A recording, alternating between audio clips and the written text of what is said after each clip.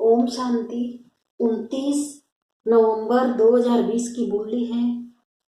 आज अव्यक्तवाणी है। रिवाइज 23 जनवरी 87 की है। मुरली का टाइटल है सफलता के सितारे की विशेषताएं। आज ज्ञान सूर्य ज्ञान चंद्रमा अपने चमकते हुए तारामंडल को देख रहे हैं। वह आकाश के सितारे हैं और ये धरती के सितारे हैं। वो प्रकृति की सत्ता है, ये परमात्म सितारे हैं, रूहानी सितारे हैं। वह सितारे भी रात को ही प्रकट होते हैं। ये रूहानी सितारे ज्ञान सितारे चमकते हुए सितारे भी ब्रह्मा की रात में ही प्रकट होते हैं। वह सितारे रात को दिन नहीं बनाते, सिर्फ सूर्य रात को दिन बनाता है। लेकिन आप सितारे ज्ञान सूर्य ज्ञान चंद्रमा के साथ साथी बन रात को दिन बनाते हो। जैसे प्रकृति के तारामंडल में अनेक प्रकार के सितारे चमकते हुए दिखाई देते हैं, वैसे परमात्म तारामंडल में भी भिन्न भिन्न प्रकार के सितारे चमकते हुए दिखाई दे रहे हैं। कोई समीप के सितारे हैं, कोई दूर के सितारे भी हैं, कोई सफलता के सितारे हैं तो कोई उम्मीदवार सितारे हैं। कोई एक स्थिति वाले, कोई स्थिति बदलने वाले हैं। वह ज्ञान बदलते, यहाँ स्थिति बदलते। जैसे प्रकृति के तारामंडल में पुच्छ तारे भी हैं, अर्थात हर बात में हर कार्य में ये क्यों ये क्या ये पूछने की पूछ वाले अर्थात क्वेश्चन मार्क करने वाले पुच्छ तारे हैं। जैसे प्रकृति के पुच्छ तारे का प्रभाव पृथ्वी पर भारी माना जाता है, ऐसे बार बार पूछने वाले इस ब्राह्मण परिवार में वायुमंडल भारी कर देते हैं। सभी अनुभवी हैं।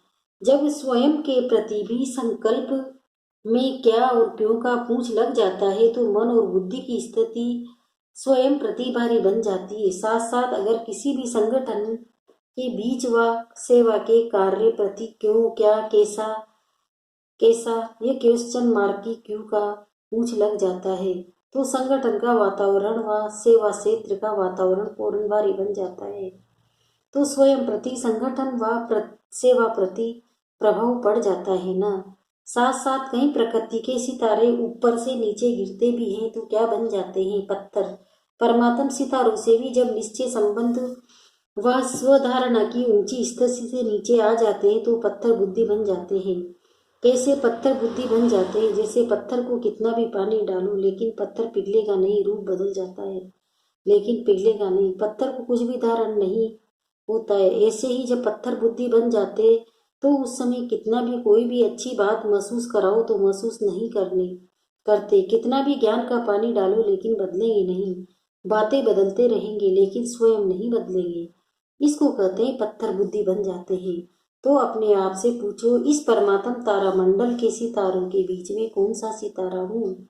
सबसे श्रेष्ठ सितारा सफलता का सितारा है। सफलता का सितारा अर्थात जो सदा स्वयं की प्रगति में सफलता को अनुभव करता रहे, अर्थात अपने पुरुषार्थ की विधि में सदैव सहज सफलता का अनुभव करता रहे। सफलता के सितारे संकल्प में भी स्वयं के प्रति भी कभी पता नहीं ये होगा या नहीं होगा, कैसे कर सकेंगे व नहीं कर सकेंगे, ये असफलता का अंश मात्र भी नहीं होगा। जैसे स्लोगन है सफलता जन्म सिद्ध अधिकार है, ऐसे वह स्वयं प्रति सदा सफलता अधिकार के रूप में अनुभव करेंगे।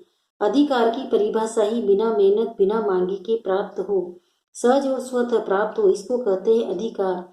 ऐसे ही एक स्वयं प्रति सफलता, दूसरा अपने संबंध संपर्क में आते हुए चाहे ब्राह्मण परिवार के चाहे लौकिक परिवार के व लौकिक कार्य के संबंध में सर्व संबंध संपर्क में आते कितनी भी मुश्किल बात को सफलता के सितारे के आधार से सहज अनुभव करेंगे, अर्थात सफलता की प्रगति में आगे बढ़ते जाएंगे। हाँ, समय लग सकता है लेकिन सफलता का सिद्ध अधिकार प्राप्त होकर ही रहेगा। ऐसे स्थूल कार्य व अलौकिक सेवा का कार्य अर्थात दोनों क्षेत्र के कर्म में सफलता के निश्चय बुद्धि विजयी रहेंगे। कहाँ कहाँ परिस्थिति का सामना भी करना पड़ेगा, व्यक्तियों द्वारा सहन भी करना पड़ेगा, लेकिन वह सहन करना उन्नति का रास्ता बन जाएगा। परिस्थिति को सामना करते परिस्थिति स्वस्थिति से उठती कला का साधन बन जाएगी, अर्थात हर बात में सफलता स्वतः सहज और अवश्य प्राप्त होगी।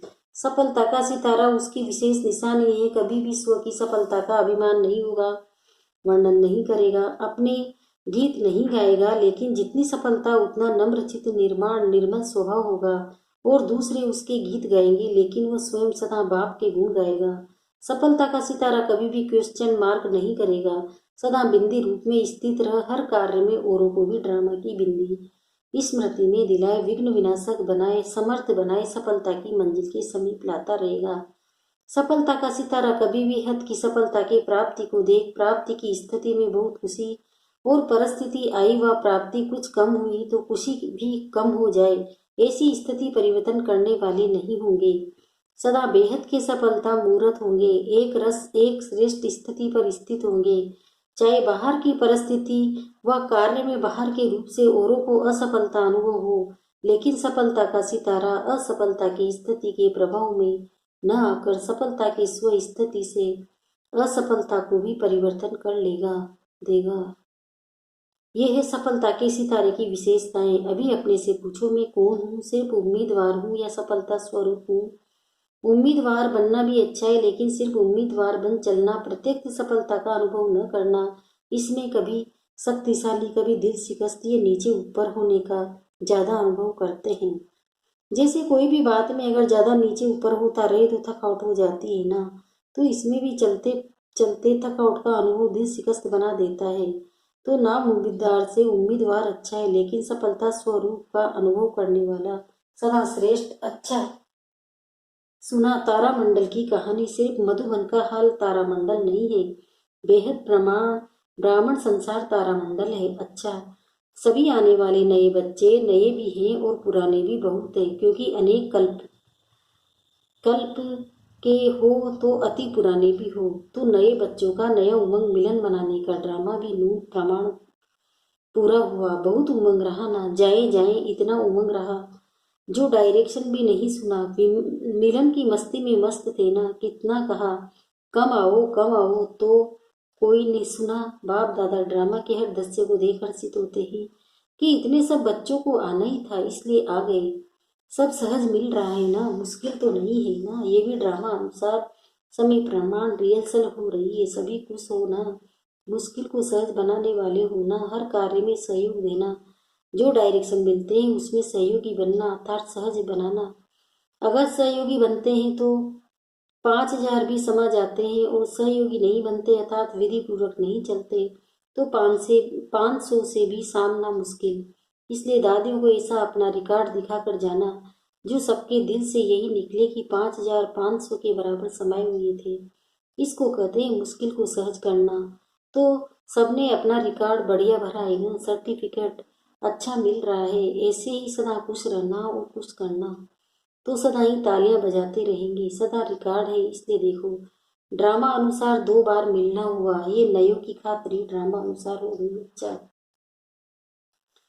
सदा रूहानी सफलता के श्रेष्ठ सितारों को सदा एक रस स्थिति द्वारा विश्व को रोशन करने वाले ज्ञान सूर्य ज्ञान चंद्रमा के सदा साथ रहने वाले, सदा अधिकार के निश्चय से नशे और नम्रचित स्थिति में रहने वाले, ऐसे परमात्म तारामंडल के सर्व चमकते हुए सितारों को ज्ञान सूर्य ज्ञान चंद्रमा बाप दादा की कहानी रूहानी स्नेह संपन्न याद प्यार और नमस्ते पार्टियों से हम बच्चों की भी बाप दादा को याद प्यार और नमस्ते पार्टियों से मुलाकात है। अपने को सदा निर्विघ्न विजयी रतन समझते हो। विघ्न आना ये तो अच्छी बात है, लेकिन विघ्न हार न खिलाए। विघ्नों का आना अर्थात सदा के लिए मजबूत बनना, विघ्न को भी एक मनोरंजन का खेल समझ पार करना, इसको कहते हैं निर्विघ्न विजयी।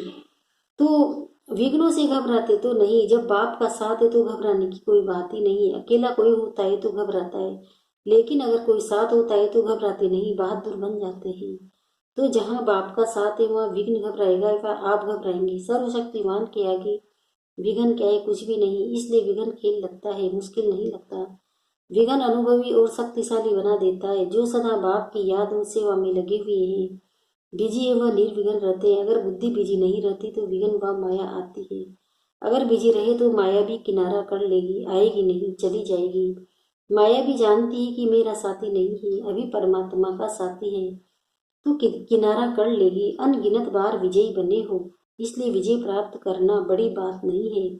जो काम अनेक बार किया हुआ होता है वो सहज लगता है। तो अनेक बार के विजयी सदा राजी रहने वाले हो ना। माताएं सदा खुश रहती हो, कभी रोती तो नहीं, कभी कोई परिस्थिति ऐसी आ जाए तो रोएंगी बहादुर हो। पांडव मन में तो नहीं रोते, ये क्यों हुआ क्या हुआ ऐसा रोना तो नहीं रोते। बाप का बनकर भी अगर सदा खुश नहीं रहेंगे तो कब रहेंगे। बाप का बनना माना सदा खुशी में रहना, न दुख है न दुख में रोएंगे। सब दुख दूर हो गए तो अपने को इस वरदान से सदा याद रखना। अच्छा, दूसरा है, अपने को इस रूहानी बगीचे के रूहानी रूहे गुलाब समझते हो। जैसे सभी फूलों में गुलाब का पुष्प खुशबू के कारण प्यारा लगता है, तो वह है गुलाब और आप सभी हो रूहे गुलाब। रूहे गुलाब अर्थात जिसमें सदा रूहानी खुशबू हो। रूहानी खुशबू वाले जहाँ भी देखो, जिसको भी देखो, तो रूह को देखो, शरीर को नहीं देखो। स्वयं भी सदा रूहानी स्थिति में रहेंगे और दूसरों की भी रूह को देखेंगे। इसको कहते हैं रूहानी गुलाब। ये बाप का बगीचा है। जैसे बाप ऊंचे थे ऊंचा, ऐसे बगीचा भी ऊंचे थे ऊंचा है। जिस बगीचे का विशेष श्रृंगार रूही गुलाब आप सभी हो। ये और ये रूहानी खुशबू अनेक आत्माओं का कल्याण करने वाली है। आज विश्व में जो भी मुश्किल आते हैं उसका कारण है एक दो को रूह नहीं देखते। देह अभिमान के कारण सब समस्याएं, देह अभिमानी बन जाए तो सब समस्याएं समाप्त हो जाए। तो आप रूहानी गुलाब विश्व पर रूहानी खुशबू फैलाने के निमित्त हो। ऐसे सदा नशा रहता है, कभी एक कभी दूसरा नहीं, सदा एक रस स्थिति में शक्ति होती है। स्थिति बदलने से शक्ति कम हो जाती है। सदा बाप की याद में रह, जहाँ भी सेवा का साधन है चांस लेकर आगे बढ़ते जाओ। परमात्मा बगीचे की रूहानी गुलाब समझ रूहानी खुशबू फैलाते रहो।